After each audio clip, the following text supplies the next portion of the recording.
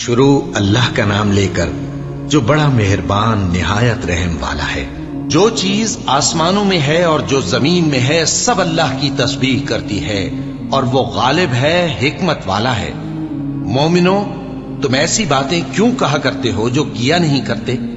اللہ اس بات سے سخت بیزار ہے کہ ایسی بات کہو جو کرو نہیں۔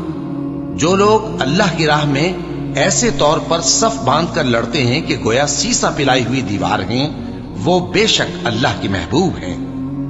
اور وہ وقت یاد کرنے کے لائق ہے جب موسیٰ نے اپنی قوم سے کہا تھا کہ بھائیو، تم مجھے کیوں ایذا دیتے ہو، حالانکہ تم جانتے ہو کہ میں تمہارے پاس اللہ کا بھیجا ہوا آیا ہوں۔ پھر جب ان لوگوں نے کجروی کی تو اللہ نے بھی ان کے دل ٹیڑھے کر دیے، اور اللہ نافرمانوں کو ہدایت نہیں دیتا۔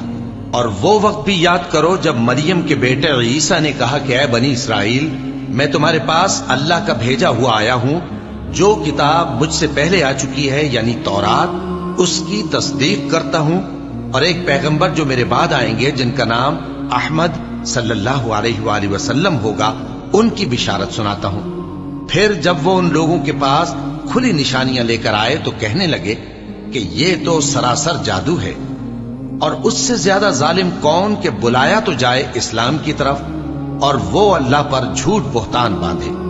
اور اللہ ظالم لوگوں کو ہدایت نہیں دیا کرتا۔